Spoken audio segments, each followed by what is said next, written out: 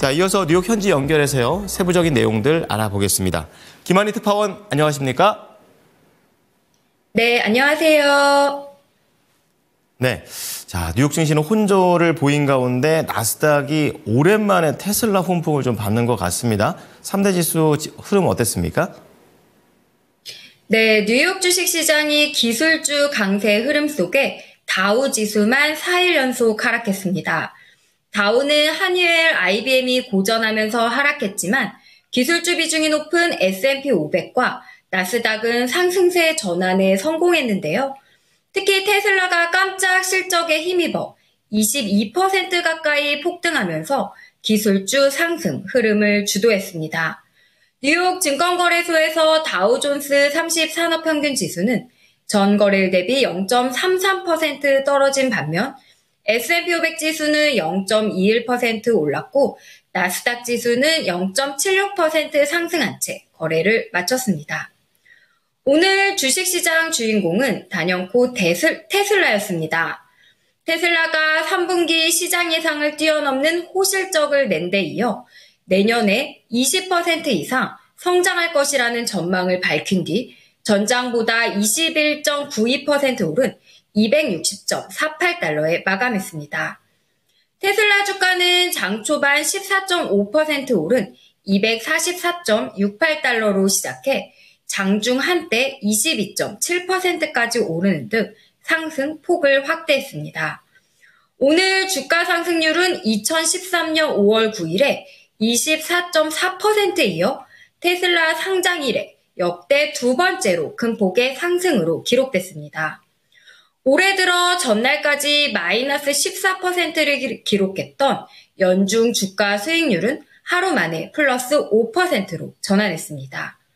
어제 장마감후 발표한 3분기 실적은 시장의 예상치를 뛰어넘는 어닝 서프라이즈로 평가됐는데요.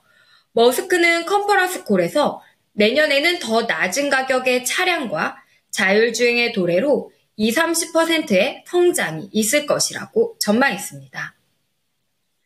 나머지 매그니피센트 7 빅테크 종목들은 애플과 알파벳만 약보합세를 기록했을 뿐 모두 상승 전환에 성공했습니다.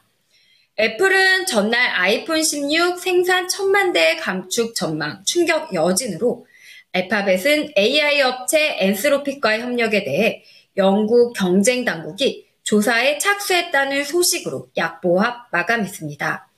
반면 엔비디아는 이틀 연속 하락세를 멈추고 반등에 성공했는데요. 오늘도 오르내림을 반복했지만 막판에 상승세 흐름을 굳힌 끝에 결국 0.61% 상승한 140.41달러로 마감했습니다. 특징주로는 경기 동양 풍향계 역할을 하는 미국 대표 물류업체인 UPS가 깜짝 실적에 힘입어 5% 넘게 급등했습니다. 반면 다우지수 편입 종목인 산업그룹 한유엘은 순이익이 시장 전망을 웃돌았지만 매출이 기대에 못 미치면서 5.1% 급락했고요. IBM 역시 깜짝 순이익에도 불구하고 기대 이하의 매출로 인해 6.17% 폭락했습니다. 네, 종목이 실적들에 따라서 변동성을 좀 크게 보였던 하루 같습니다. 자, 그런 가운데 이번 주에 조금 부담스러웠던 게 국채금리 쪽이 되겠는데요. 계속 변동성은 이어지고 있는데 약간은 진정된 흐름이죠? 네, 이번 주 들어 증시를 짓눌렀던 국채 금리 상승세는 진정되는 흐름입니다. 글로벌 채권금리 벤치마크인 미국 10년 만기 국채금리는 전 거래일보다 3bp 하락한 4.21%, 2년 만기 국채금리는 전일 대비 1bp 내린 4.07%를 기록 중입니다.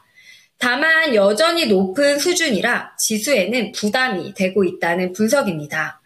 유에스뱅크 에셋 매니지먼트의 롭 하우스는 국채금리가 시장에 압력을 가했고 주식시장의 열정을 약화시켰다면서 시장을 최고치로 견인할 만한 대단한 실적 소식이 아직 나오지 않고 있고 광범위한 모멘텀도 보이지 않는 상황이라고 진단했습니다. 일각에서는 미국 대선 등 불확실성이 남아있지만 과도한 경계감을 가질 필요는 없다는 분석도 제기됩니다.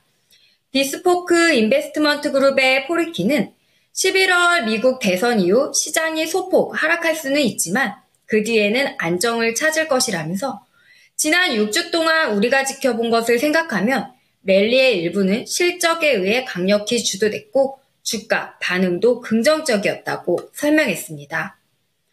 오늘 오전에 발표된 고용지표는 이전보다 한층 개선됐습니다.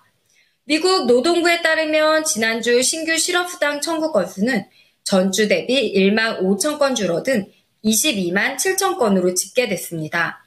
전문가 예상치 1만 6천 건을 밑돈 건데요.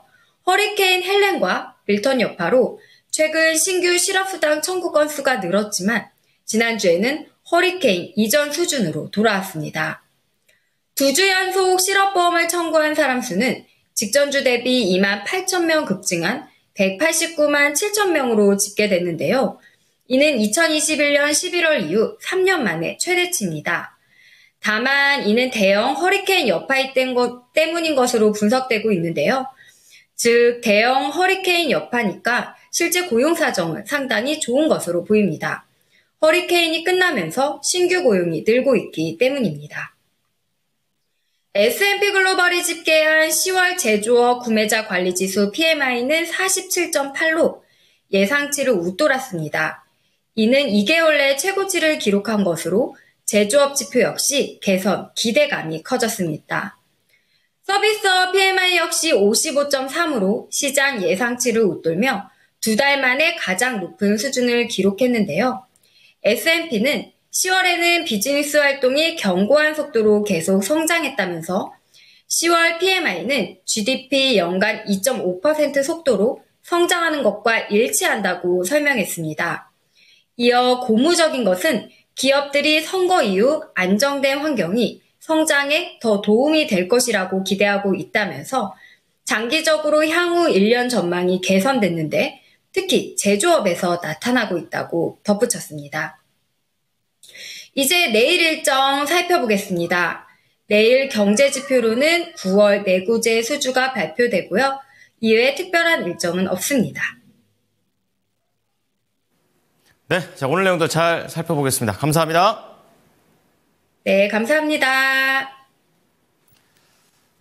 네, 지금까지 모닝인 뉴욕이었습니다.